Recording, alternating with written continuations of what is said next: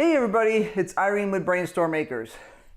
And in our previous video, we talked about the fact that we were going to be getting some potatoes ready to be used as seed for starting potato plants.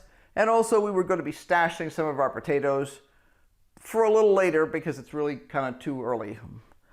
So I thought it would be a good idea to show people who've never done this before.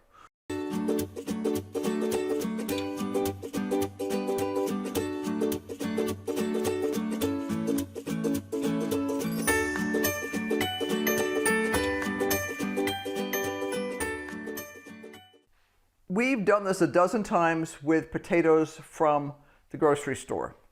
If you have potatoes that are sprouting in your cupboard, you can use them to start potato plants. Now, what I recommend people do is take a good close look at the potatoes themselves. These potatoes are nice and smooth. They've got dings and stuff in them from being harvested, but there's no sign of disease on the surface of the potato skin. The biggest problem that I'm aware of, at least in the United States, with actually this kind of seed potato is if they have what they call scab. And we'll see if we can find a picture of that, or I'll check the potatoes that we have from the store and see if any of those have scab on it. You do not want to plant any potatoes that have scab into your garden because you have just infected your soil. So, I have this potato. This is an Adirondack blue potato. There is little, if any, sprouting at this end. I got a nice big sprout there. And what I want to do is I'm going to chop this off. I'm going to give it a chunk, about an inch, inch and a half big. Aren't they cool looking? It's an Adirondack blue. Very cool looking potato. And the juice is blue. My understanding is the blueness goes away when you cook it. I know that the purple colors go away when you cook things like royal burgundy beans. They just become green beans. But at least for now, they still has purple juice on here. So what I'm going to do is that piece has been cut off. And I'm also going to probably cut this one more time. Now, if I was really trying to plant 1 million potatoes, I would cut it up smaller. All you have to do is find an eye. Let me see here.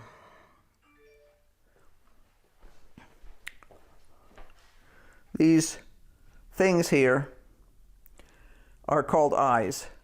And that's where a sprout like this will come out when a potato starts to grow. So as long as your piece of potato has at least one eye in it, you should be able to have it grow into a potato plant. Now, in this case, I'm going to cut here. And that gives me this nice big chunk. And I'm going to cut here. As I said, I could be making these smaller. I prefer not to make them too small. And I'm going to let these scab over. I wonder if any of our potatoes that we have here are already scabbed over. Let me see. Oh, I think I saw one in the seed potatoes. We have 8 different kinds of potatoes that we have purchased this year because we wanted to try some. So I just had to scrounge through the boxes. I knew I'd seen one that had scabbed over.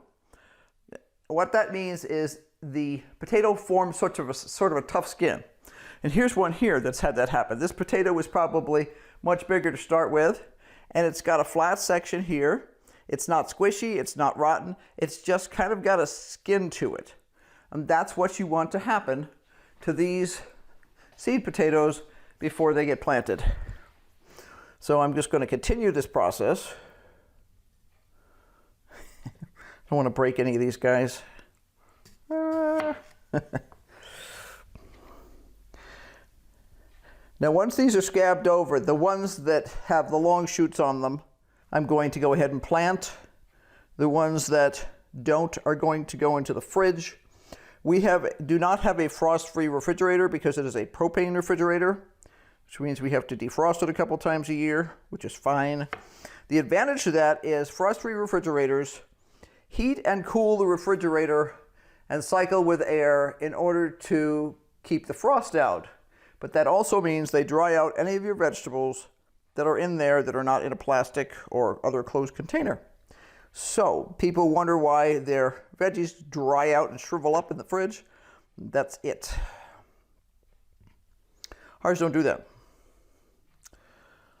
So that is the advantage. The disadvantage being you have to defrost a couple times a year. I'll take the defrost a couple times a year. I prefer that. So that is all there is to it. These potatoes have grown up to be 1, 2, 3, 4, 5, 6, 7, 8, 9, 10, 11, 12. 12 potato plants from this couple of potatoes. Most of my potatoes that I have, as I said, we have 8 different varieties, are fine. They have some small sprouts like that are not huge at all. And those I'm just going to be sticking in the fridge to keep them cool, to hold them over. Anything that's larger, sprouts like this, I'm going to trim them down, let them scab over, and then we'll be planting them. Now, in our climate, 1 to 2 days is all it takes to scab these over. I can already see the surfaces are starting to dry. In a wetter climate, it may take as much as a week. You need to put them someplace where you can see them and you're paying attention, or you have it on your list of things to check every day. So let me see what else I've got. That's pretty much it. We've got the Adirondack Blue has sprouted earlier than everybody else has, which is interesting. Annoying, but interesting.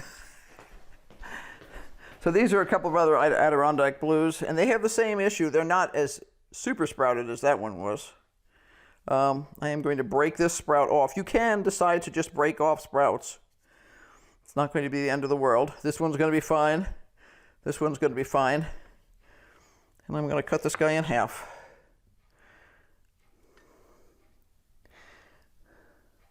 This one, I'm going to cut between here and here. I get a bunch of little sprouts on that. And I may just leave this as one whole one. I don't see any really strong eyes on that one. And I'm not desperate for quantities and quantities, so same thing with this guy. Take off the end that's got the sprout and let him sit. Now you notice I'm letting it sit so that these cut edges are exposed to the air. Yeah. When I actually plant these, I will plant them with the sprout going up. It doesn't have to be, it could be sideways or it could be up like that, but I would never put it down. And I'll probably put somebody like this on an angle so that he's kind of headed in the right direction. But I don't know if you can see these or not. Let's see. Some of the earlier ones that I planted, that I cut.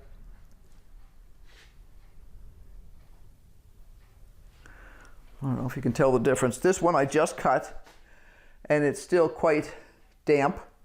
This one was cut, 10 minutes ago? And it's just barely damp now already. But that's because we live someplace really dry. So I hope this helps you. It's not hard. We have done this, as I say, a million times before, just using potatoes from the grocery store that sprouted in our cupboard. Potatoes from the grocery store that sprouted in our cupboard. It seemed like a shame to waste them. And some years, we've just plain missed being able to buy potato seeds, or seed potatoes. There's a difference. Some people call these seed potatoes. Other people call actual seeds that you sprout to do the whole thing. Yeah. Anyway, couldn't buy them. The only thing we could do is actually buy potatoes in the grocery store. Most people will recommend you buy organic potatoes because that way you know that they haven't been sprayed with anything. There are sprout-resistant chemicals that they could put on the potatoes, hormones usually, to keep them from sprouting. Honestly, I don't think that's as commonly used as it used to be. It's just another expense for the farmer. And with the global economy where things are being shipped out quicker and used up quicker, I suspect that it's just another expense, so a lot of farmers have decided not to do it anymore. I have never had trouble sprouting potatoes from the grocery store or had any kind of indication that they didn't grow correctly.